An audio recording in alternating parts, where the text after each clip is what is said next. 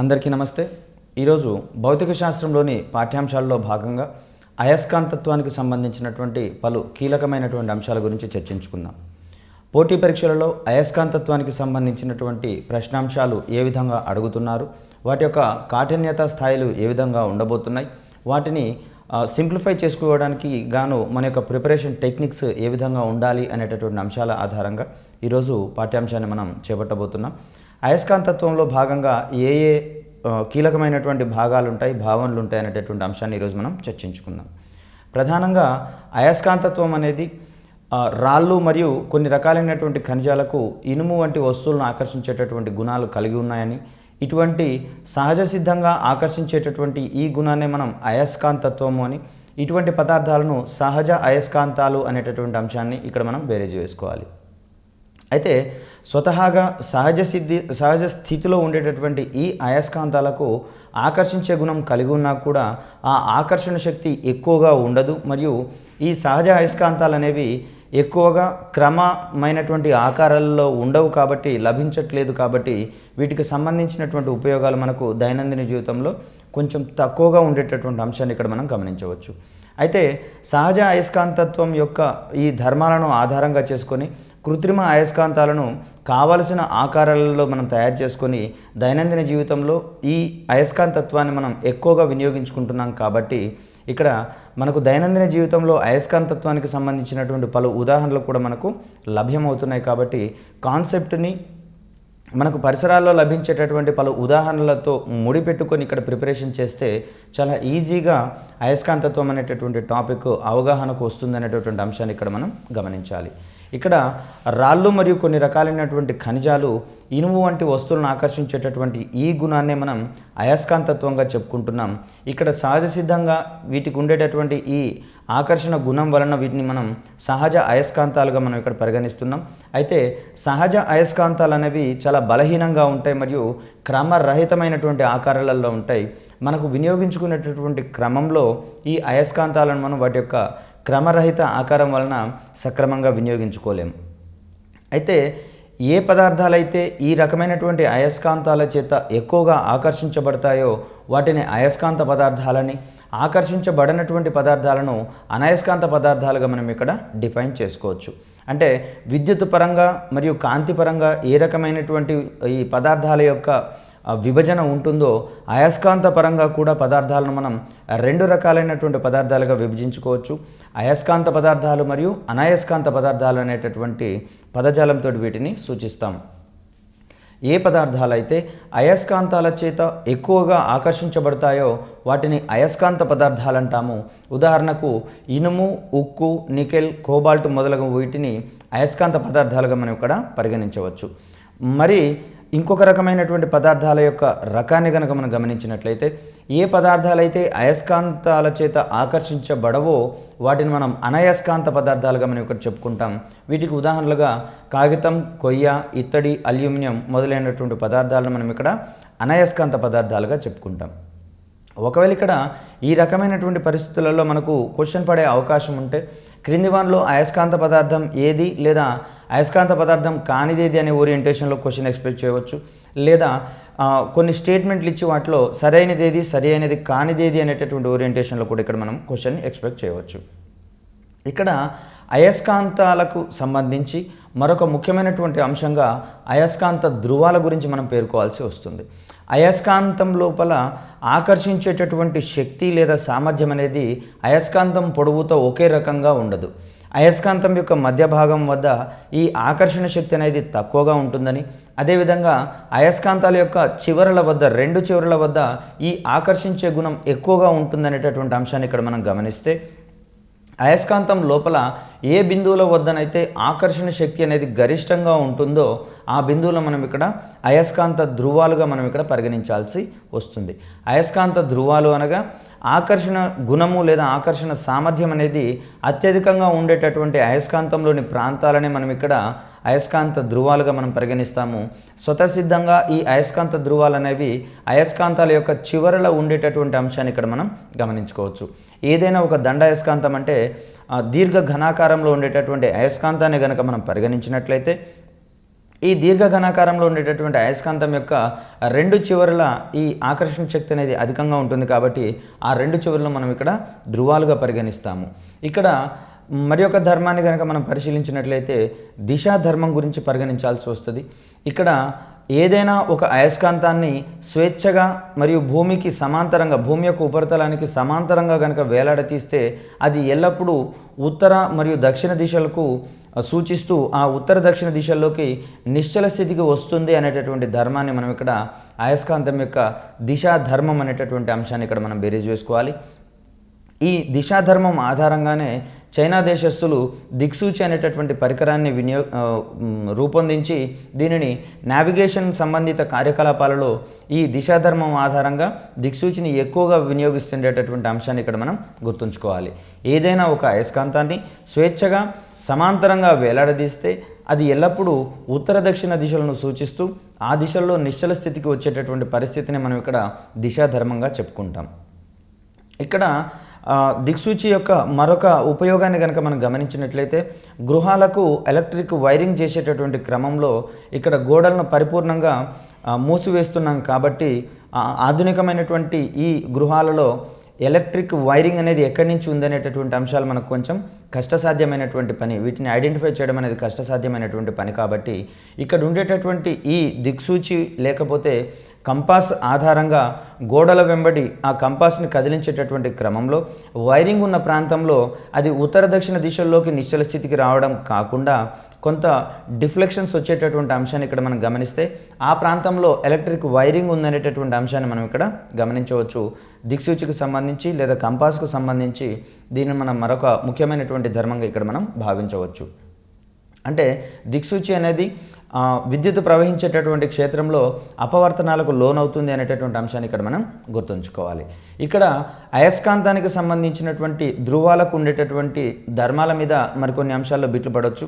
దీన్ని information oriented బిట్లుగా మనం ఇక్కడ పరిశీలిస్తే అయస్కాంతం యొక్క సజాతి ధృవాలు అనేవి వికర్షించుకుంటాయని, విజాతి ధృవాలు అనేవి ఆకర్షించుకుంటాయనేటటువంటి అంశాన్ని ఇక్కడ మనం గుర్తుంచుకోవాలి.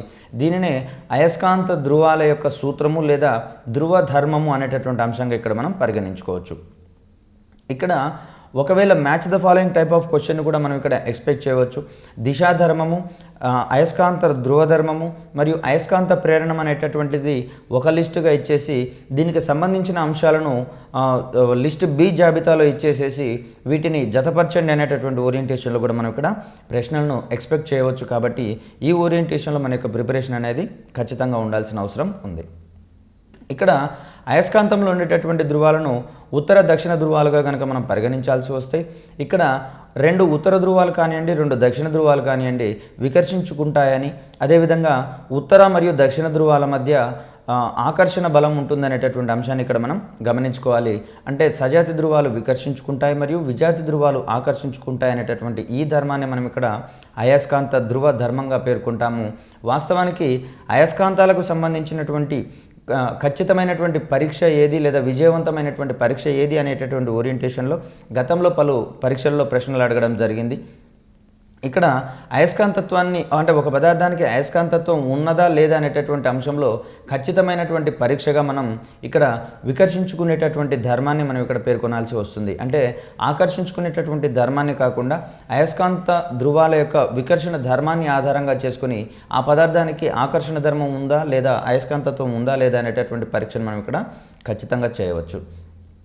తర్వాత అయస్కాంత ధృవాలు అనేవి ఎల్లప్పుడూ రెండు జతలుగానే ఉంటాయి తప్పిస్తే ఏక ధృవ అయస్కాంతాలు అనేవి వ్యవస్థితం కాదు అనేటటువంటి అంశాన్ని ఇక్కడ మనం గుర్తుంచుకోవాలి. అయస్కాంత ధృవాలు అనేవి ఎల్లప్పుడూ జతలుగానే ఉంటాయి, వాటిని విడదీసేటటువంటి ప్రక్రియ సాధ్యం కాదు అనేటటువంటి అంశాన్ని ఇక్కడ గుర్తుంచుకోవాలి. ఒకవేళ అయస్కాంతాన్ని కనుక మధ్యకు రెండు భాగాలు కనుక చేస్తే ఉత్తర ధ్రువం వచ్చినటువంటి వైపుకి అక్కడ కట్ చేసినటువంటి భాగం దక్షిణ ధ్రువంగా మారుతుంది. అదేవిధంగా దక్షిణ ధ్రువం వైపు ఉండేటటువంటి విభజించినటువంటి భాగంలో కట్ చేసిన వైపు ఉత్తర ధ్రువం వ్యవస్థితం అవుతుంది అనేటటువంటి అంశాన్ని ఇక్కడ మనం గుర్తుంచుకోవాలి. సో ఈ రకంగా మనం పరిశీలించినట్లయితే ఒక్కొక్క ధ్రువం అనేది విడివిడిగా ఉండలేవు అనేటటువంటి అంశాన్ని ఇక్కడ మనం గమనించాలి. దీనికి అయస్కాంత ధ్రువాలు అనేవి జతలుగా మాత్రమే వ్యవస్థితం అవుతాయి. ఏకధ్రువ అయస్కాంతాలు అనేవి వ్యవస్థితం కావు లేదా ఉనికిలో ఉండవు అనేటటువంటి అంశాన్ని ఇక్కడ మనం గుర్తుంచుకోవాలి.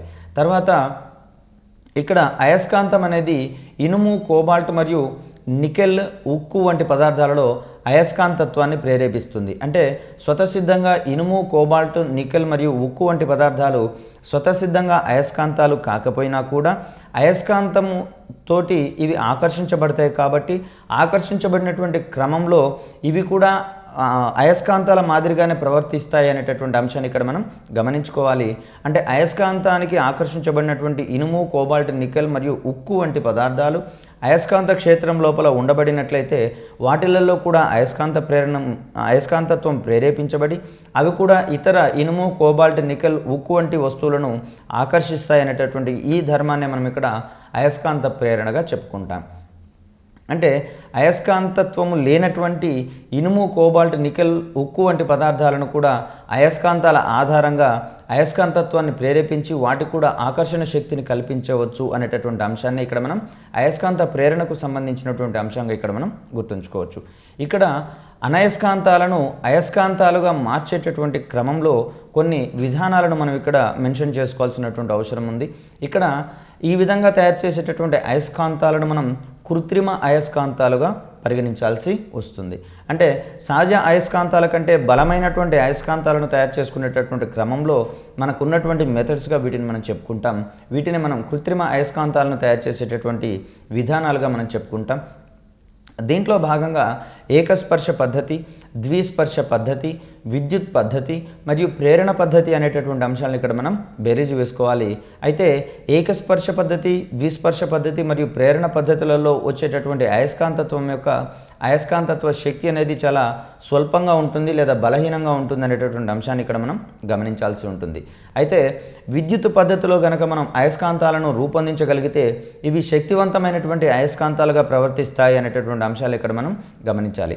వైద్య రంగంలో ఈ విధంగా రూపొందినటువంటి విద్యుత్ అయస్కాంతాల యొక్క ఉపయోగం మనకు ఎక్కువగా ఉంటుంది అనేటటువంటి అంశాన్ని ఇక్కడ మనం గమనించుకోవాలి.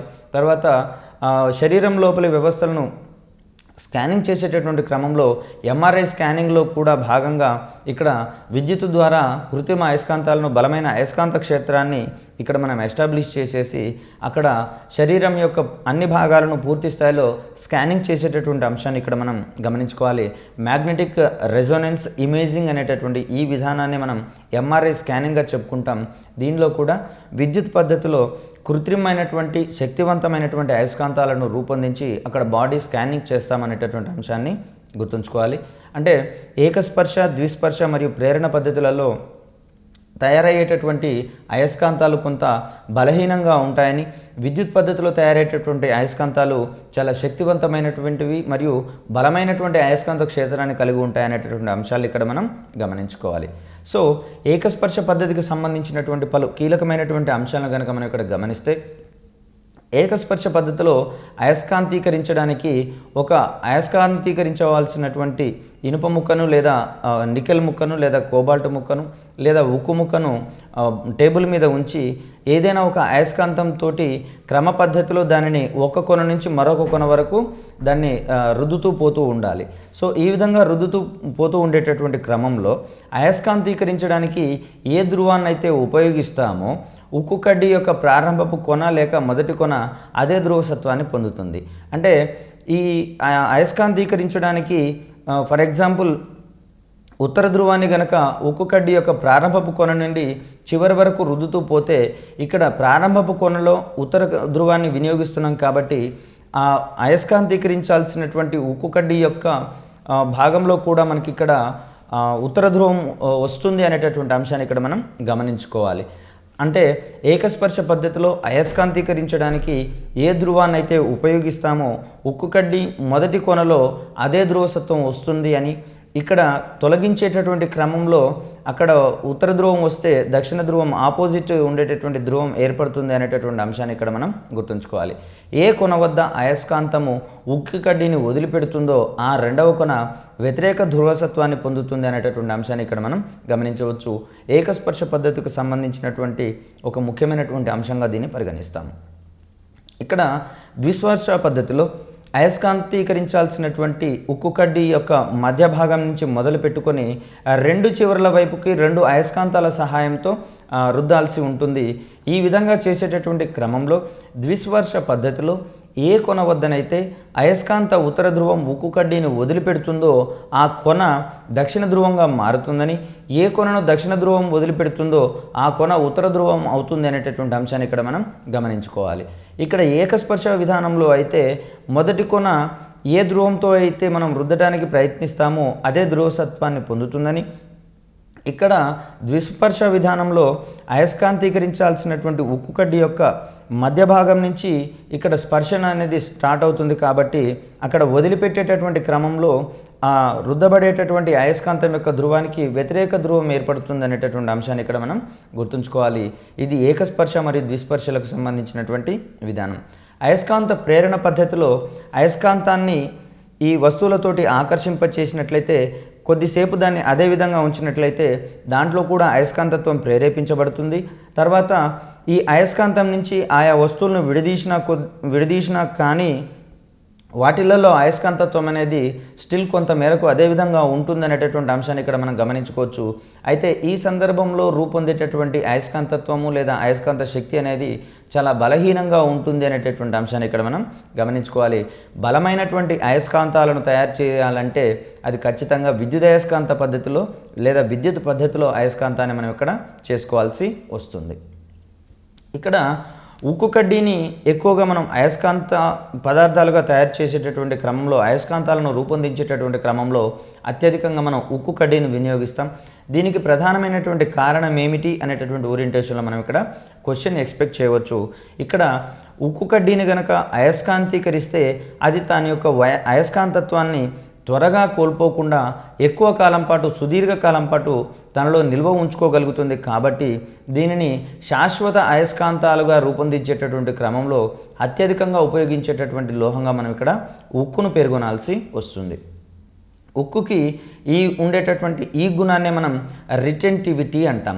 రిటెంటివిటీ అంటే ఏ పదార్థం అయితే అయస్కాంతత్వాన్ని త్వరగా కోల్పోకుండా సుదీర్ఘకాలం పాటు నిల్వ ఉంచుకోగలుగుతుందో ఆ ధర్మాన్నే మనం ఇక్కడ దాని యొక్క రిటెంటివిటీగా పరిగణిస్తాం. కాబట్టి ఉక్కు కడ్డీకి ఈ రిటెంటివిటీ ధర్మం అనేది అధికంగా ఉంది. కాబట్టి శాశ్వత అయస్కాంతాల తయారీకి ఉక్కును అధికంగా వాడుతున్నామనేటటువంటి అంశాన్ని ఇక్కడ మనం గుర్తుంచుకోవాలి. ఇక్కడ అయస్కాంతత్వానికి సంబంధించి మరొక అంశాన్ని కనుక మనం ఇక్కడ చూసినట్లయితే ఏదైనా ఒక ఉక్కు కడ్డీ లేదా ఇనుప కడ్డీ చుట్టూతా ఒక అయస్కాంతత్వం కల్పించబడాలంటే దాని చుట్టూతా ఒక రాగి తీగను కానివ్వండి, వెండి తీగను కానివ్వండి చుట్టి దాని గుండా విద్యుత్తుని ప్రసరింపచేసినప్పుడు అది విద్యుత్తు ప్రవహించినంతసేపు అది ఆ పదార్థంలో కడ్డీలో అయస్కాంతత్వం అనేది ప్రేరేపించబడుతుందని, ఈ రకంగా రూపొందించబడేటటువంటి అయస్కాంతాలని మనం విద్యుత్ అయస్కాంతాలుగా భావించాల్సి వస్తుంది. దీన్నే మనం ఎలక్ట్రోమాగ్నెటిక్స్గా మనం పరిగణిస్తాము. అంటే అనయస్కాంత పదార్థం చుట్టూతా తీగ చుట్టను చుట్టి దాని గుండా విద్యుత్తును ప్రవహింపచేసినప్పుడు ఇక్కడ విద్యుత్ క్షేత్రం చుట్టూతా అయస్కాంత క్షేత్రం ఏర్పడుతుంది. కాబట్టి ఈ అయస్కాంత క్షేత్ర ప్రభావం వలన ఆ కడ్డీలో కూడా అయస్కాంతత్వం పొందబడుతుంది. దానినే అటువంటి అయస్కాంతాలని మనం ఇక్కడ విద్యుత్ అయస్కాంతాలుగా మనం పరిగణిస్తాము. ఈ రకమైనటువంటి సూత్రాన్ని మనం ఎలక్ట్రిక్ క్రేన్లు తయారు చేయడంలో, అదేవిధంగా బుల్లెట్ ట్రైన్లకు సంబంధించినటువంటి మెకానిజంగా ఇక్కడ మనం ఈ విద్యుత్ అయస్కాంతాలను పరిగణిస్తాం. ఎలక్ట్రిక్ క్రేన్లలో శక్తివంతమైనటువంటి విద్యుత్ క్షేత్రాలను ఏర్పరిచినప్పుడు అవి బలమైనటువంటి విద్యుదయస్కాంతాలుగా మారుతాయి. విద్యుదయస్కాంతాలుగా మారి ఇతర వస్తువులను ఆకర్షించేటటువంటి గుణాన్ని కలిగి ఉంటాయి. కాబట్టి ఎలక్ట్రిక్ క్రేన్లలో ఇక్కడ విద్యుదయస్కాంతం అనేది ఇక్కడ ఉపయోగపడుతుంది అనేటటువంటి అంశాన్ని మనం గుర్తుంచుకోవాలి. అయితే అయస్కాంత ప్రేరణ పద్ధతిలో ఏదైనా ఒక అయస్కాంతానికి దగ్గరగా ఒక వస్తువును తీసుకొని వచ్చినప్పుడు దాని ఉత్తర ధ్రువానికి దగ్గరగా ఉన్నటువంటి వస్తువులో దక్షిణ ధ్రువం ప్రేరేపించబడుతుంది అనేటటువంటి అంశాన్ని ఇక్కడ మనం గమనించాలి. అదేవిధంగా ఆ వస్తువు దూర వైపుకు ఉండేటటువంటి కొన వద్ద ఉత్తర ధ్రువం మారుతుంది అనేటటువంటి అంశాన్ని ఇక్కడ మనం గుర్తుంచుకోవాలి. అయస్కాంత ప్రేరణ పద్ధతిలో ఉత్తర ధ్రువానికి దగ్గరగా ఉన్నటువంటి వస్తువు యొక్క కొన లేదా చివర అనేది దక్షిణ ధ్రువంగా ప్రేరేపించబడుతుందని, అదేవిధంగా ఈ ఉత్తర ధ్రువానికి దూరంగా ఉన్నటువంటి ఆ వస్తువు యొక్క కొన ఉత్తర ధ్రువంగా మారుతుంది అనేటటువంటి అంశాన్ని మనం ఇక్కడ గమనించాలి. విద్యుదయస్కాంతం తయారు చేయడానికి ఎక్కువగా మెత్తటి ఇనుమును వాడతాము. దీనికి ప్రధాన కారణంగా ఉక్కు వంటి పదార్థాలను వాడినట్లయితే వాటి యొక్క రిటెంటివిటీ ఎక్కువగా ఉంటుంది కాబట్టి అవి విద్యుదయస్కాంతంగా మారిన తర్వాత కూడా దానిలో అయస్కాంతత్వాన్ని లేదా అయస్కాంత గుణాన్ని లేదా ఆకర్షించేటటువంటి గుణాన్ని సుదీర్ఘకాలం పాటు నిలుపుకోగలుగుతుంది.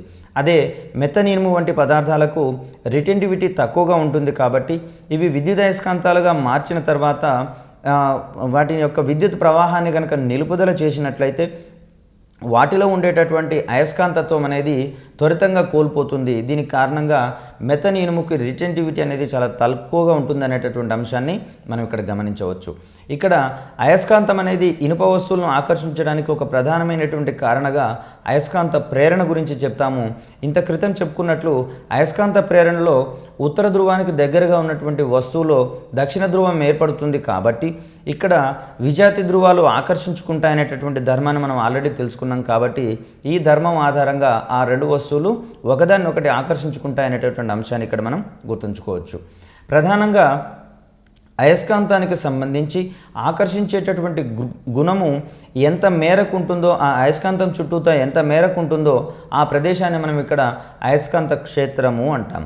ఇక్కడ అయస్కాంతం చుట్టూతా దాని యొక్క ప్రభావము లేదా ఆకర్షించేటటువంటి గుణం ఎంత పరిధి మేరకు విస్తరించబడి ఉంటుందో ఆ ప్రదేశాన్ని మనం ఇక్కడ అయస్కాంత క్షేత్రంగా పరిగణిస్తాము.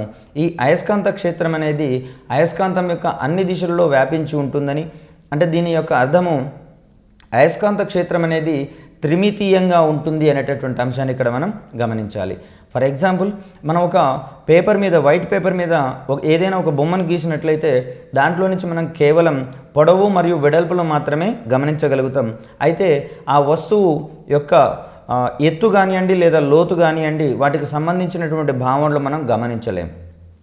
ఒక బాటిల్ని కనుక తీసినట్లయితే, ప్రత్యక్షంగా ఒక బాటిల్ని కనుక తీసినట్లయితే దాని యొక్క పొడవు వెడల్పులతో పాటు ఎత్తు ఎంత ఉంది లేదా లోతు ఎంత ఉంది అనేటటువంటి అంశాలను కూడా మనం పరిగణించవచ్చు. కాబట్టి ఈ రకమైనటువంటి అమరికల్ని మనం 3D లేదా త్రిమితీయమైనటువంటి అమరికలుగా మనం భావిస్తే ఇక్కడ అయస్కాంత క్షేత్రం అనేది ఆ అయస్కాంతం చుట్టూతా అన్ని దిశల్లో వ్యాపించి ఉంటుంది లేదా త్రిమితీయంగా ఉంటుంది అనేటటువంటి అంశాన్ని ఇక్కడ మనం గమనించాలి. పలు పరీక్షలలో ఈ రకమైనటువంటి ప్రశ్న వచ్చినటువంటి అంశాన్ని కూడా మనం గమనించవచ్చు. ఏదైనా ఒక అయస్కాంతం చుట్టూతా దాని యొక్క అయస్కాంత క్షేత్రం ఏ దిశలో ఉంటుంది లేదా ఏ విధంగా ఉంటుంది అనేటటువంటి ఓరియంటేషన్లో ప్రశ్న వచ్చింది గతంలో. దీనికి సమాధానంగా మనం అయస్కాంత క్షేత్రం అనేది త్రిమితీయంగా ఉంటుంది లేదా 3 డైమెన్షన్గా ఉంటుంది అనేటటువంటి అంశాన్ని ఇక్కడ మనం గమనించవచ్చు. దీనినే అన్ని దిశలలోనూ ఈ అయస్కాంత క్షేత్రం వ్యాపించి ఉంటుంది అనేటటువంటి అంశంగా కూడా మనం ఇక్కడ భావించవచ్చు. ఇక్కడ ఇనుప వస్తువును అయస్కాంతం క్షేత్రంలో ఉంచినప్పుడు దానిలో అయస్కాంత ప్రేరణ జరుగుతుంది అనేటటువంటి అంశాన్ని ఇక్కడ మనం గమనించవచ్చు. అప్పుడు ఆ ఇనుము అనేది అయస్కాంతంగా మారుతుంది కాబట్టి అయస్కాంతం చేత ఆకర్షించబడుతుంది అనేటటువంటి అంశాన్ని ఇక్కడ మనం గమనించాలి. ఇక్కడ అయస్కాంతం చుట్టూ ఆవరించి ఉండేటటువంటి ఈ ప్రదేశాన్ని మనం ఇక్కడ అయస్కాంత క్షేత్రం అంటాము. ప్రధానంగా అయస్కాంతానికి అయస్కాంత క్షేత్రం అనేది ఏ విధంగా ఏర్పడుతుంది లేదా దేని వలన ఏర్పడుతుంది అనేటటువంటి ఓరియంటేషన్లో మనకి ఇక్కడ క్వశ్చన్ ఎక్స్పెక్ట్ చేయవచ్చు.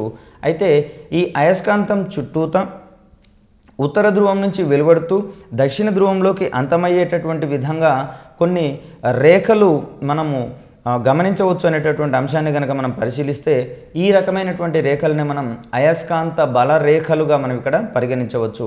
అంటే అయస్కాంతం చుట్టూతా అయస్కాంత బలరేఖలు ఉంటాయని, ఈ బలరేఖల మీద ఏ వస్తువు నుంచినా కూడా అవి ఆ అయస్కాంతం చేత ప్రేరేపించబడి అయస్కాంతత్వాన్ని పొందుతాయని మరియు అయస్కాంతం చేత ఆకర్షించబడతాయనేటటువంటి అంశాన్ని ఇక్కడ మనం గుర్తుంచుకోవాలి.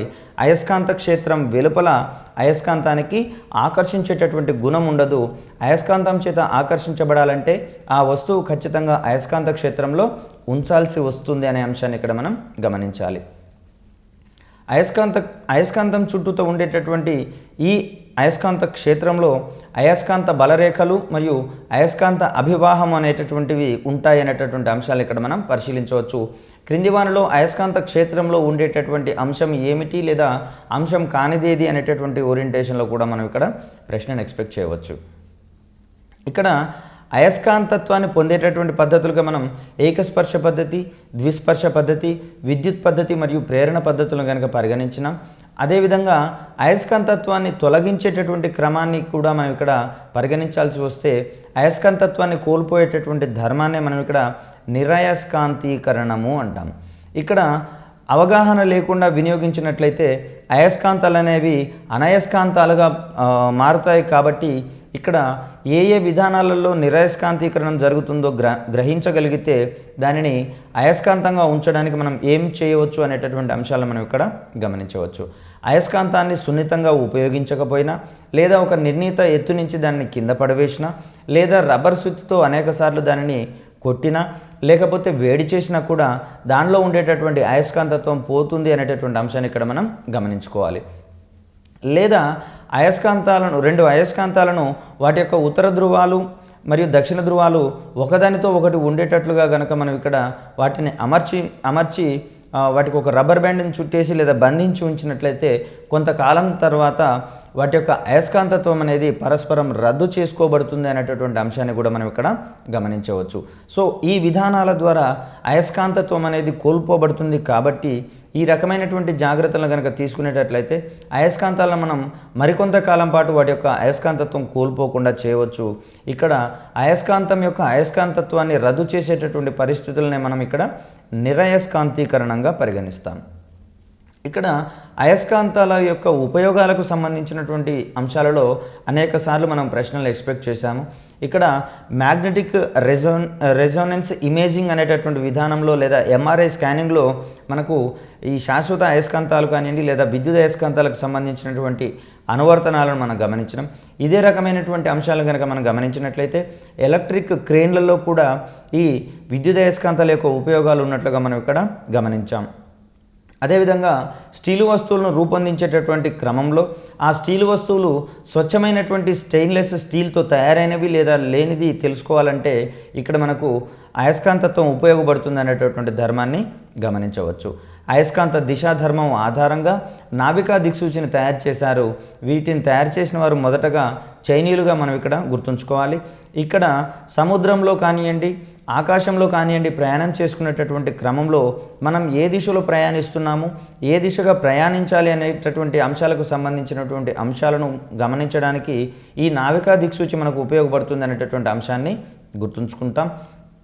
ఇక్కడ సముద్రం మధ్యలో ఓడ అనేది ఏ దిశలో వెళ్తుంది అనేటటువంటి అంశాన్ని మరియు అది ఏ దిక్కులో నడిపితే గమ్యస్థానానికి చేరుకుంటామనేటటువంటి అంశాలను పరిశీలించడానికి కాను మనకి ఇక్కడ నావికా దిక్సూచి ఉపయోగపడుతుంది. నావికా దిక్సూచి అయస్కాంతం యొక్క ఏ ధర్మం ఆధారంగా పనిచేస్తుంది అనేటటువంటి ఓరియంటేషన్లో మనం ఇక్కడ క్వశ్చన్ ఎక్స్పెక్ట్ చేయవచ్చు. దీనికి సమాధానంగా మనం దిశా ధర్మాన్ని గురించి చెప్తాం. తర్వాత మామూలు రాళ్లకు సంబంధించినటువంటి అంశాల నుంచి చూస్తే అయస్కాంతత్వం, సహజ అయస్కాంతత్వం ఉన్నటువంటి రాళ్లను మామూలు రాళ్ల నుంచి విడదీయడానికి లేదా ఇనుప ఖనిజాన్ని మామూలు రాళ్ల నుండి వేరు చేయడానికి అవసరమైనటువంటి ఈ ప్రక్రియలో అయస్కాంతాలు ఉపయోగపడతాయనేటటువంటి అంశాన్ని మనం ఇక్కడ గుర్తుంచుకుంటే దీన్నే మనం అయస్కాంత విభజనగా మనం పరిగణిస్తాం. మామూలు రాళ్ల నుంచి ఇనుప ఖనిజాన్ని వేరు చేయడానికి ఇక్కడ అయస్కాంతాలను ఉపయోగించవచ్చు అనేటటువంటి అంశాన్ని ఇక్కడ మనం గుర్తుంచుకోవాలి. పెద్ద పెద్ద ఇనుప దూలాలు కానివ్వండి, పెద్ద పెద్ద ఇనుప కంటైనర్లు కానివ్వండి ఎత్తేటటువంటి క్రమంలో శక్తివంతమైనటువంటి విద్యుత్ అయస్కాంతాలను రూపొందించి వినియోగించేటటువంటి ఎలక్ట్రిక్ క్రేన్లలో ఈ అయస్కాంత ధర్మం అనేది కూడా వినియోగపడుతుంది అనేటటువంటి అంశాన్ని ఇక్కడ మనం పరిశీలించవచ్చు. అదేవిధంగా డోర్లకు సంబంధించి డోర్ స్టాపర్స్గా కూడా ఇక్కడ అయస్కాంతాలు వినియోగించేటటువంటి ధర్మాన్ని చూడవచ్చు. తర్వాత ఈ విద్యుత్ అయస్కాంతాలను టేప్ రికార్డర్లలో ధ్వని ఉత్పాదకాలుగా మరియు రికార్డు చేసేటటువంటి క్రమంలో కూడా ఇక్కడ ఈ విద్యుత్ అయస్కాంతాలను వినియోగిస్తాం. అదేవిధంగా స్పీకర్లలో కూడా ఈ అయస్కాంతత్వము వినియోగించబడుతుందని, డైనమోలలోను మరియు మోటార్లలోను అదేవిధంగా ట్రాన్స్ఫార్మర్లకు సంబంధించినటువంటి ప్రక్రియలలో కూడా అత్యధికంగా ఈ అయస్కాంతాల యొక్క ఉపయోగం ఉంటుంది అనేటటువంటి అంశాన్ని ఇక్కడ మనం గమనించుకోవచ్చు. ప్రధానంగా పవర్ హౌస్లలో విద్యుత్తు తయారు చేసేటటువంటి క్రమంలో ఇక్కడ అయస్కాంతాల యొక్క ఉపయోగం ఉంటుంది అనేటటువంటి అంశాన్ని ఇక్కడ మనం గమనించుకోవచ్చు. భారీ తీగ చుట్టల మధ్యలో అమర్చినటువంటి ఒక దండాయస్కాంతాన్ని వేగంగా తిప్పినట్లయితే ఆ తీగ చుట్టలలో ఎలక్ట్రాన్లు ప్రేరేపించబడతాయి కాబట్టి ఎలక్ట్రాన్ల యొక్క ప్రవాహాన్నే మనం విద్యుత్తుగా నిర్వచించుకుంటున్నాం కాబట్టి విద్యుత్తు తయారు చేసేటటువంటి ప్లాంట్లలో విద్యుత్తు తయారు చేయడం కోసం ఇక్కడ అయస్కాంతాలు ఉపయోగపడతాయి అనేటటువంటి అంశాన్ని మనం గుర్తుంచుకోవాలి. తర్వాత అయస్కాంత క్షేత్రానికి సంబంధించినటువంటి ఒక ముఖ్యమైనటువంటి అంశంగా మనం అయస్కాంత బలరేఖలను గుర్తిస్తున్నాం. ఇక్కడ అయస్కాంత క్షేత్రంలో అతి దగ్గరగా ఉండేటటువంటి ఏ రెండు బిందువులనైనా కలిపేటటువంటి ఒక సరళ రేఖను అక్కడ అయస్కాంత బలరేఖగా మనం ఇక్కడ పరిగణిస్తాము. అంటే అయస్కాంతత్వం ఉన్నటువంటి రెండు బిందువులను కలిపేటటువంటి దగ్గర బిందువులను కలిపేటటువంటి ఒక రేఖగా మనం ఇక్కడ అయస్కాంత బలరేఖ గురించి సూచించాల్సి వస్తుంది. అయితే ఇవి సరళ రేఖలుగా కాకుండా వక్రరేఖలుగా ఉండేటటువంటి అంశాన్ని మనం ఇక్కడ గమనించాలి. అయస్కాంత రేఖలు అనేవి సరళ రేఖలుగా ఉండవు, ఇవి వక్రరేఖలుగా మనం ఇక్కడ గుర్తుంచుకోవాలి. ఇక్కడ అయస్కాంత బలరేఖలకు సంబంధించినటువంటి ధర్మాల మీద మనకు గతంలో చాలా ప్రశ్నలు రావడం జరిగింది. క్రింది వానిలో అయస్కాంత బలరేఖలు ధర్మాలు అయినవేవి లేదా అయస్కాంత బలరేఖల యొక్క ధర్మాలు కానివేవి అనేటటువంటి అంశాల మీద మనకు ప్రశ్నలు ఎక్స్పెక్ట్ చేయడం జరిగింది. అయితే అయస్కాంతం చుట్టూతా ఈ బలరేఖలు అనేవి నిర్దిష్టంగా మనం గమనించడానికి అనుకూలంగా ఉండవు, ఇవి కేవలం ఊహాత్మక రేఖలు మాత్రమే అంటాం.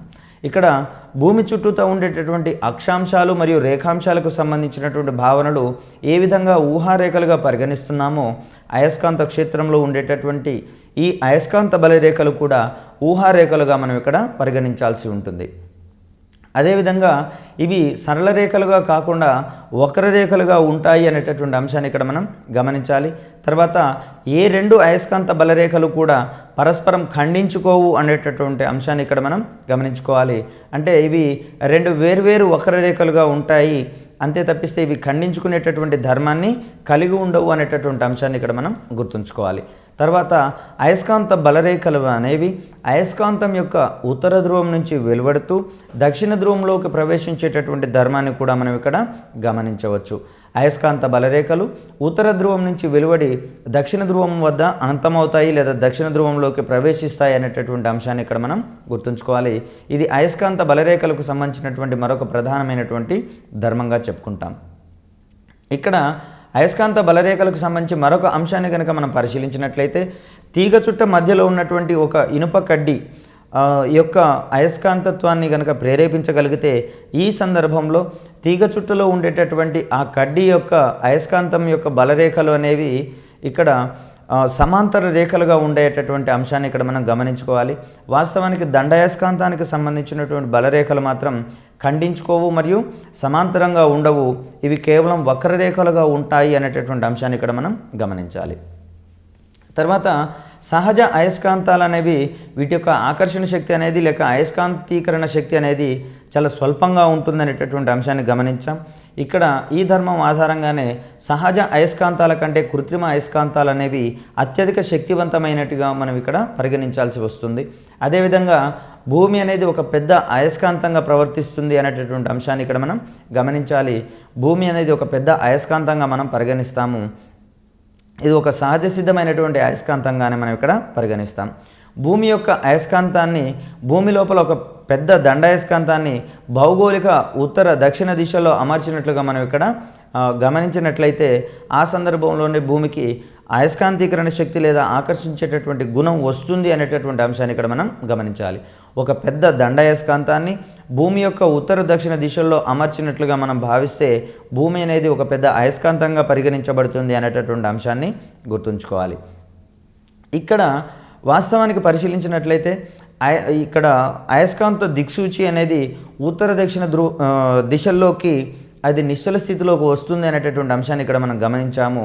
దీనికి సంబంధించినటువంటి కారణంగా దండాయస్కాంతం యొక్క ఉత్తర ధ్రువం అనేది భౌగోళిక దక్షిణ ధ్రువం వైపు ఉంటుంది అనేటటువంటి అంశాన్ని ఇక్కడ మనం గమనించాలి. అంటే భూమి లోపల పాతబడినటువంటి ఒక పెద్ద దండాయస్కాంతాన్ని పాతినట్టుగా మనం కనుక ఇక్కడ భావిస్తే ఆ దండాయస్కాంతం యొక్క ఉత్తర ధ్రువం అనేది భూమి యొక్క భౌగోళిక దక్షిణ ధ్రువం వైపుకు ఉంటుందనేటటువంటి అంశాన్ని ఇక్కడ మనం గమనించాలి. కాబట్టి దిక్సూచి యొక్క దక్షిణ ధ్రువం అనేది భౌగోళిక దక్షిణ ధ్రువం వైపుకు వచ్చి అది నిశ్చల స్థితిలోకి ఉంటుంది అనేటటువంటి అంశాన్ని ఇక్కడ మనం గమనించవచ్చు. అదేవిధంగా దండాయస్కాంతం యొక్క దక్షిణ ధ్రువం అనేది భౌగోళిక ఉత్తర ధ్రువం వైపుకు ఉంటుంది అనేటటువంటి అంశాన్ని ఇక్కడ మనం గమనించాలి. కేవలం ఈ కారణం వలనే అయస్కాంతం యొక్క లేదా దిక్సూచి అనేది భూమి యొక్క ఉత్తర దక్షిణ దిశల్లో నిశ్చల స్థితికి వస్తుంది అనేటటువంటి అంశాన్ని ఇక్కడ మనం గమనించవచ్చు. తర్వాత ఈ భూ అయస్కాంతం యొక్క ప్రభావం అనేది భూమి యొక్క ఉపరితలం నుంచి సుమారుగా 5,26,000 కిలోమీటర్ల ఎత్తు వరకు వ్యాపించి ఉంటుందని, ఈ అయస్కాంత క్షేత్రాన్ని మనం భూమి యొక్క అయస్కాంతత్వంగా పరిగణిస్తాం.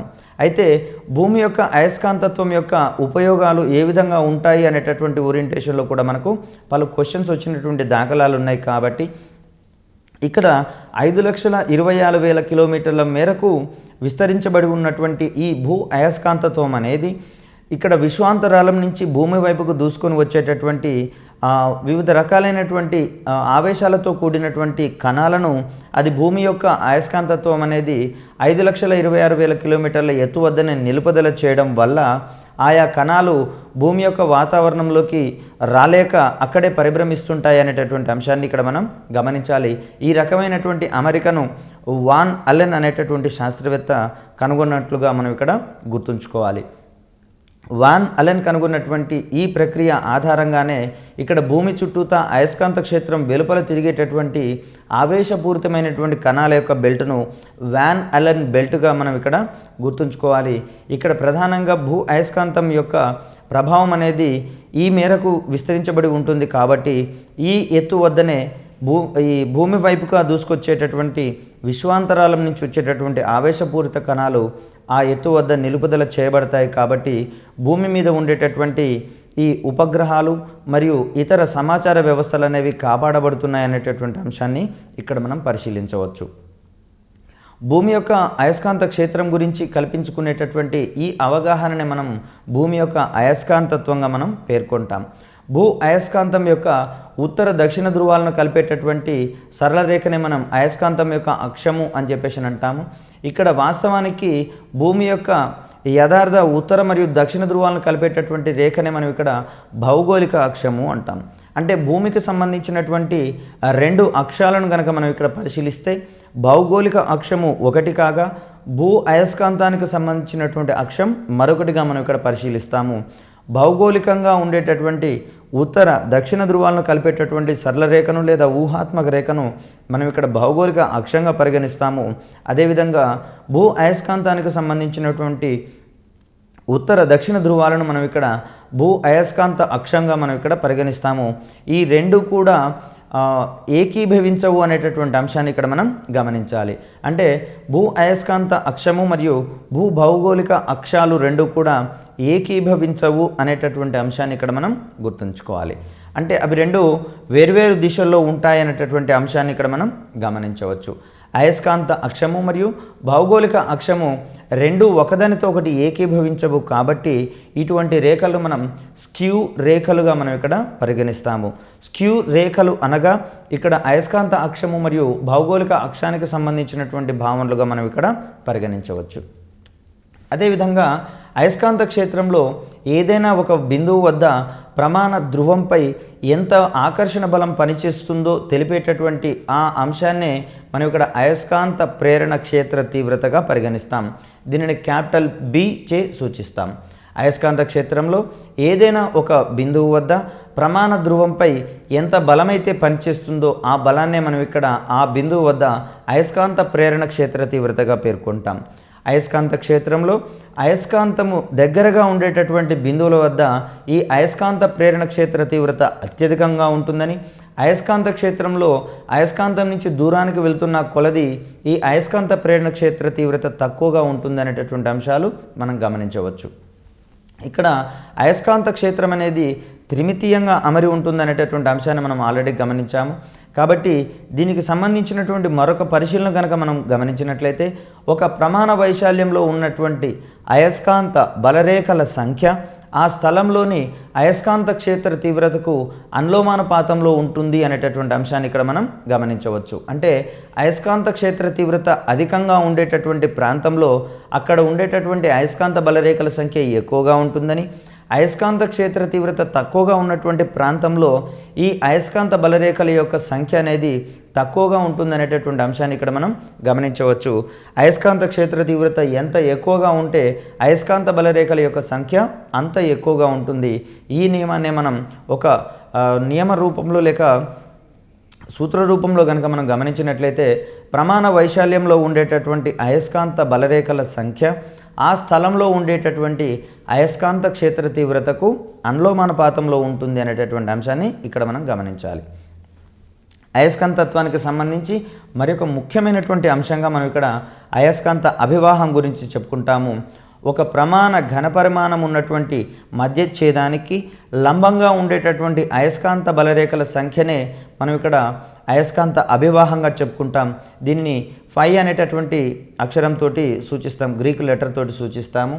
ఇక్కడ ఫై అనేటటువంటి అక్షరంతో సూచించే ఈ అయస్కాంత అభివాహాన్ని మనం వెబర్లలో కొలుస్తాం.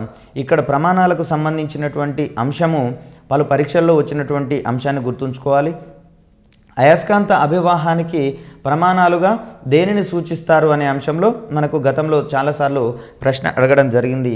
దీనికి సమాధానంగా వెబర్ను మనం సూచిస్తాం. అయస్కాంత అభివాహం యొక్క ప్రమాణాలు వెబర్. ఇక్కడ అయస్కాంతానికి సంబంధించి ఒక ప్రదేశంలో ఉండేటటువంటి కొన్ని ప్రాథమిక అంశాలు లేదా మూలరాశులను మనం భూ అయస్కాంత మూలరాశులుగా మనం ఇక్కడ పేర్కొంటాము. ఒక ప్రదేశంలోని భూ అయస్కాంత క్షేత్రాన్ని నిర్ణయించేటటువంటి రాశులను మనం భూ అయస్కాంత మూలరాశులుగా చెప్పుకుంటాం. ఒక ప్రదేశంలోని భూ అయస్కాంత క్షేత్రాన్ని నిర్ణయించేటటువంటి రాశులను మనం భూ అయస్కాంత మూలరాశులుగా పరిగణిస్తున్నాం. భూమికి సంబంధించి ఈ భూ అయస్కాంత మూలరాశులుగా మనం దిక్పాతము, అవపాతము మరియు భూ అయస్కాంత క్షేత్రం యొక్క క్షితిజ సమాంతర అంశాలుగా మనం ఇక్కడ పరిగణించవచ్చు. క్రింది వానిలో భూ అయస్కాంత మూలరాశిగా పరిగణించబడేది ఏది లేదా పరిగణించబడనిది ఏది అనేటటువంటి ఓరియంటేషన్లో మనం ఇక్కడ క్వశ్చన్ ఎక్స్పెక్ట్ చేయవచ్చు. దీనికి ఏవేవి భూ అయస్కాంత మూలరాశులుగా పరిగణించబడతాయో తెలిస్తే దీనికి సంబంధించినటువంటి సమాధానాన్ని మనం ఈజీగా గుర్తించవచ్చు. ఇక్కడ భూ అయస్కాంత మూలరాశులుగా దిక్పాతము లేదా డిక్లినేషన్ అంటాము. అదేవిధంగా అవపాతము లేదా దీన్నే డిప్గా పరిగణిస్తాము. మరియు భూ అయస్కాంత క్షేత్రం యొక్క క్షితిజ సమాంతర అంశాలను మనం ఇక్కడ ఈ భూ అయస్కాంతం యొక్క మూలరాశులుగా చెప్పవచ్చు. ఇన్ డీటెయిల్డ్గా వీటిని గురించి కనుక మనం గమనించినట్లయితే ఒక ప్రదేశంలో భూగోళ మరియు అయస్కాంత యామ్యోత్తర రేఖల మధ్య ఉండేటటువంటి కోణాన్నే మనం ఇక్కడ దిక్పాతంగా చెప్పుకుంటాం. అంటే భూగోళానికి సంబంధించినటువంటి ఉత్తర దక్షిణ ధృవాలకు మధ్య అదేవిధంగా అయస్కాంత ధృవాలకు మధ్య ఉండేటటువంటి ఈ రేఖల మధ్య ఉండేటటువంటి కోణాన్నే మనం ఇక్కడ దిక్పాతంగా చెప్పుకుంటాం. దీన్నే డిక్లినేషన్ అంటున్నాం. పటానికి సంబంధించినటువంటి అంశాలు కనుక మనం ఇక్కడ చూస్తే OH అనేటటువంటి రేఖ మరియు OGకి సంబంధించినటువంటి ఈ రేఖల మధ్య ఉండేటటువంటి ఈ కోణాన్నే మనం తీటా లేదా డిక్లినేషన్గా సూచిస్తాం. అయస్కాంత యామ్యోత్తర రేఖను మనం M డైరెక్షన్లో లేదా OH అనేటటువంటి రేఖతో సూచిస్తే, అదేవిధంగా భూమి యొక్క భౌగోళిక ఉత్తర రేఖను భౌగోళిక యామ్యోత్తర రేఖను GMతో సూచిస్తున్నాం. దీనిని OG అనేటటువంటి రేఖ ఇక్కడ చూపిస్తోంది. ఇక్కడ ఉండేటటువంటి ఈ రెండు రేఖల మధ్య యొక్క కోణాన్నే యాంగిల్ GOHగా పరిగణిస్తే దీన్నే మనం తీటా కోణము లేదా డిక్లినేషన్కు సంబంధించినటువంటి కోణంగా మనం ఇక్కడ చెప్పుకుంటాం. దీన్నే మనం దిక్పాతము అనేటటువంటి అంశంతో మనం సూచిస్తున్నాం. ఇక్కడ ఒక ప్రదేశం యొక్క దిక్పాతాన్ని నిర్ణయించేటటువంటి ఒక అమరిక లేదా పరికరంగా మనం సన్ డయల్ గురించి చెప్పుకుంటాము. ఒక ప్రదేశంలో ఉండేటటువంటి దిక్పాతాన్ని కొలిచేటటువంటి ఒక పరికరంగా మనం సన్ డయల్ లేదా సౌర గడియారానికి సంబంధించినటువంటి భావాన్ని ఇక్కడ మనం చూడవచ్చు. తర్వాత అవపాతానికి సంబంధించినటువంటి అంశాలను కనుక మనం పరిశీలించినట్లయితే భూ అయస్కాంత క్షేత్రం యొక్క ఫలిత తీవ్రత దిశకు దీన్ని ఐతో సూచిస్తాము. ఇక్కడ అక్కడ ఉండేటటువంటి ఆ ప్రాంతంలో ఉండేటటువంటి క్షితిజ సమాంతర దిశ హెచ్కు మధ్య ఉండేటటువంటి కోణాన్నే ఆ ప్రదేశంలో అవపాతంగా సూచిస్తాము. ఇక్కడ విమానాలకు సంబంధించినటువంటి మరియు ఇక్కడ క్షిపణులకు సంబంధించినటువంటి పలు అంశాలను కనుక మనం బేరీజు వేసినట్లయితే వాటిల్లో ఈ అంశాలు కీలకంగా ఉండేటటువంటి అంశాన్ని ఇక్కడ మనం గమనించవచ్చు.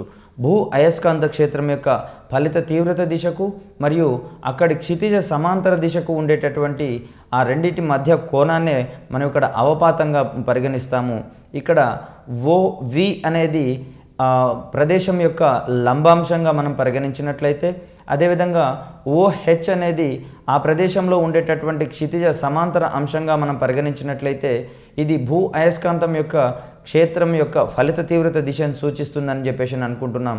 ఇక్కడ HOI అనేది ఇక్కడ అవపాత కోణము ఆల్ఫాగా సూచిస్తాం మనం దీన్ని. ఇక్కడ భూమి యొక్క అయస్కాంత క్షేత్రం యొక్క ఫలిత తీవ్రత దిశకు మరియు అక్కడ ఉండేటటువంటి క్షితిజ సమాంతర దిశకు ఉండేటటువంటి కోణాన్ని మనం ఇక్కడ అవపాతంగా సూచిస్తాం. పటానికి సంబంధించినటువంటి అంశాన్ని కనుక మనం గమనిస్తే ఇక్కడ యాంగిల్ HOI అనేటటువంటి ఈ కోణాన్ని మనం అవపాత కోణము లేదా డిప్గా నిర్వచిస్తాము. దీనిని ఆల్ఫా అనేటటువంటి అక్షరంతో సూచిస్తాం.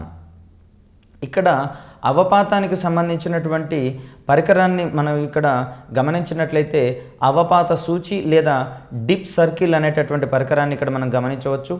అవపాత సూచి సహాయంతో ఒక ప్రాంతం యొక్క అవపాతాన్ని తెలుసుకోవడానికి మనకు అవకాశం ఉంటుంది.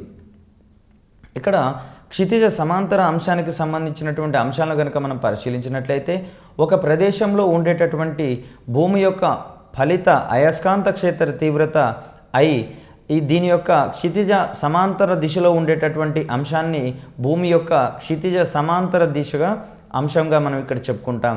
దీనిని H అనేటటువంటి అక్షరంతో సూచిస్తాం. ఇక్కడ పటం ద్వారా కనుక మనం గమనించినట్లయితే H I cos ఆల్ఫా అని, V I sin ఆల్ఫా అనేటటువంటి అంశాన్ని ఇక్కడ మనం గమనిస్తే V/H I sin alpha by I cos alpha, దీన్నే మనం tan ఆల్ఫాగా పరిగణిస్తాం. ఇక్కడ I మరియు V మరియు Hల మధ్య ఉండేటటువంటి ఈ కోణాన్ని కనుక మనం గమనించినట్లయితే I² H² + V² అనేటటువంటి ఒక సమీకరణ రూపంలో మనం ఇక్కడ చెప్పుకోవచ్చు. దీనికి సంబంధించినటువంటి ఇక్కడ క్షితిజ సమాంతర అంశాలకు మరియు అవపాతానికి సంబంధించి మరియు ఇక్కడ దిక్పాతానికి సంబంధించినటువంటి విలువల ఆధారంగా ఈ సమీకరణాన్ని మనం ఇక్కడ నిర్వహించుకోవచ్చు. ఇక్కడ IVHల మధ్య ఉండేటటువంటి ఈ సంబంధాన్ని I² H² + V²గా మనం ఇక్కడ పరిగణించవచ్చు. ఇక్కడ భూమికి సంబంధించినటువంటి భూమి అయస్కాంతత్వానికి సంబంధించినటువంటి మరికొన్ని అంశాలను కనుక మనం పరిశీలించినట్లయితే భూమి యొక్క క్షితిజాంశం అనేది ఆ ప్రదేశం యొక్క నేలకు సమాంతరంగా అయస్కాంత యామ్యోత్తర రేఖ దిశలో ఉంటుంది, కానీ ఆ ప్రదేశం యొక్క భౌగోళిక దిశలో ఉండదనేటటువంటి అంశాన్ని ఇక్కడ మనం గమనించవచ్చు. ఇది ఇన్ఫర్మేషన్ ఓరియంటెడ్ క్వశ్చన్గా వచ్చేటటువంటి దాఖలాలు ఉన్నాయి. కాబట్టి భూమి యొక్క అంశం అనేది భూమి యొక్క క్షితిజ సమాంతర అంశము H అనేది ఆ ప్రదేశం యొక్క నేలకు సమాంతరంగా ఉంటుంది. అదేవిధంగా అయస్కాంత యామ్యోత్తర రేఖ దిశలో ఉంటుంది, కానీ ఆ ప్రదేశం యొక్క భౌగోళిక ఉత్తర దిశలో ఉండదు అనేటటువంటి అంశాన్ని ఇక్కడ మనం గమనించుకోవచ్చు. ఇక్కడ ఏదైనా ఒక ప్రదేశం యొక్క భూ అయస్కాంత మూలరాశుల యొక్క విలువలతో ఆ ప్రదేశం ఎక్కడ ఉంది అనేటటువంటి అంశాన్ని ఇక్కడ మనం గమనించవచ్చు. కాబట్టి ఈ మూలరాశుల విలువల ఆధారంగా విమానయానము మరియు నావికాయానానికి లేదా నౌకాయానానికి సంబంధించినటువంటి అత్యధికమైనటువంటి ఉపయోగాలు ఉన్నట్లుగా ఇక్కడ మనం గమనించవచ్చు. విమానయానంలో కానివ్వండి, నావికాయానంలో కానివ్వండి, ఒక ప్రదేశాన్ని ఖచ్చితంగా మనం గమనించాలంటే ఈ అయస్కాంత మూలరాశులు ఖచ్చితంగా ఉపయోగపడతాయి అనేటటువంటి అంశాన్ని ఇక్కడ మనం గమనించవచ్చు. ప్రధానంగా అయస్కాంతత్వం అనేటటువంటి ఈ భాగంలో మనం అయస్కాంతానికి సంబంధించినటువంటి ప్రాథమిక ధర్మాలు, అదేవిధంగా అయస్కాంత క్షేత్రానికి సంబంధించినటువంటి ప్రాథమిక భావనలు, అయస్కాంత క్షేత్రంలో ఏ అంశాలు ఉంటాయనేటటువంటి అంశాన్ని గమనించాము. మరియు అయస్కాంత ధ్రువాలకు సంబంధించినటువంటి సూత్రాలను మనం ఇక్కడ పేర్కొన్నాము. తర్వాత అయస్కాంతత్వానికి సంబంధించినటువంటి ధర్మాల ఆధారంగా పదార్థాలను ఎన్ని రకాలుగా మనం విభజించుకున్నామనేటటువంటి అంశాలను మనం ఇక్కడ పరిగణించుకున్నాము. అయస్కాంతత్వం అత్యధికంగా ఉండేటటువంటి ఆ ప్రాంతాలను ఏ రకంగా పిలుస్తామనేటటువంటి ఓరియంటేషన్లో మనం ప్రశ్నలు గమనించాము. వీటిని ధృవాలు అంటారని, ధృవాలకు సంబంధించినటువంటి దిశాధర్మాన్ని మరియు ధృవ సూత్రాన్ని మనం ఇక్కడ గమనించాం. తర్వాత అయస్కాంతానికి సంబంధించినటువంటి అయస్కాంత ప్రేరణకు సంబంధించినటువంటి మౌలికాంశాలను మనం ఇక్కడ చర్చించుకున్నాం. తర్వాత కృత్రిమ అయస్కాంతాలను రూపొందించేటటువంటి క్రమంలో ఏ పద్ధతులు ఎక్కువగా అందుబాటులో ఉన్నాయి, ఇక్కడ శక్తివంతమైనటువంటి అయస్కాంతాలను రూపొందించుకునేటటువంటి క్రమంలో విద్యుత్ అయస్కాంత పద్ధతి అనేది మిక్కిలి ఉపయుక్తమైనదిగా మనం ఇక్కడ గమనించాం. తర్వాత భూమికి సంబంధించినటువంటి భూ అయస్కాంతత్వానికి సంబంధించినటువంటి పరిశీలన తీసుకున్నాం. దిక్సూచికి సంబంధించి అది ఉత్తర దక్షిణ ధృవాలలోకి ఎందుకు నిశ్చల స్థితికి వస్తుంది అనేటటువంటి ఓరియంటేషన్లో మనకు దానికి మూల కారణాన్ని కూడా మనం ఇక్కడ పరిగణించుకున్నాము. తర్వాత విద్యుత్ అయస్కాంతానికి సంబంధించినటువంటి ఎక్కువగా ఉపయోగించేటటువంటి పదార్థంగా మెత్తని ఇనుము గురించి మనం మాట్లాడుకున్నాం. తర్వాత అయస్కాంతం అనేది ఇనుము వంటి వస్తువులను ఆకర్షించడానికి ప్రధాన కారణంగా ప్రేరణ అనేటటువంటి అంశము ఎక్కువగా ఉపయోగపడుతుంది అనేటటువంటి అంశాన్ని గుర్తుంచుకోవాలి. ఇక్కడ అయస్కాంతం యొక్క ప్రభావము ఎంత మేరకు ఉంటుందో ఆ ప్రభావం ఉండేటటువంటి ప్రాంతాన్ని మనం అయస్కాంత క్షేత్రంగా పరిగణిస్తున్నాము. ఈ అయస్కాంత క్షేత్రంలో ఉండేటటువంటి అంశాలుగా అయస్కాంత బలరేఖలు మరియు అయస్కాంత అభివాహానికి సంబంధించినటువంటి అంశాలను కూడా మనం ఇక్కడ గమనించాము. మరియు అయస్కాంత ఉపయోగాలకు సంబంధించినటువంటి ప్రధానమైనటువంటి ప్రశ్నలు ఇక్కడ మనకు ఎక్కువగా వస్తున్నాయి కాబట్టి మ్యాగ్నెటిక్ రెజోనెన్స్ అండ్ ఇమేజింగ్కి సంబంధించినటువంటి ఎంఆర్ఐ స్కానింగ్లో శక్తివంతమైనటువంటి విద్యుత్ అయస్కాంతాల యొక్క ఉపయోగాలు, అదేవిధంగా ఎలక్ట్రిక్ క్రేన్లలో ఈ విద్యుత్ అయస్కాంతాల యొక్క ఉపయోగాలు ఎక్కువగా ఉన్నట్లుగా మనం ఇక్కడ గమనించాం. అదేవిధంగా బుల్లెట్ ట్రైన్స్కి సంబంధించినటువంటి పరిజ్ఞానంలో కూడా ఇక్కడ విద్యుత్ అయస్కాంతాల యొక్క పరిజ్ఞానం ఉపయోగపడుతుంది. డోర్ స్టాపర్స్ మరియు టేప్ రికార్డర్లకు సంబంధించి ధ్వని ముద్రణ మరియు పునరుత్పాదనలో ఇక్కడ అయస్కాంతత్వం యొక్క అంశాలు ఉపయోగపడుతున్నాయి అనేటటువంటి అంశాలను ఇక్కడ మనం గమనించాము. అయస్కాంత బలరేఖల యొక్క ధర్మాలు, అదేవిధంగా అయస్కాంత మూలరాశులకు సంబంధించినటువంటి అంశాలకు సంబంధించినటువంటి పలు ప్రాథమిక అంశాలు మనం ఇక్కడ నేర్చుకున్నాం. ఈ అంశాలు మనం క్షుణ్ణంగా అవగాహన చేసుకున్నట్లయితే పరీక్షల్లో వచ్చేటటువంటి ప్రశ్నలు ఏ రకంగా ఇచ్చినా కూడా, ఏ రకమైనటువంటి కాఠిన్యత స్థాయిలలో ఇచ్చినా కూడా వాటికి సంబంధించినటువంటి సమాధానాలను మనం క్షుణ్ణంగా గుర్తుంచుకొని ఎక్కువ మార్కులు పొందేటందుకు అవకాశం ఉంటుంది.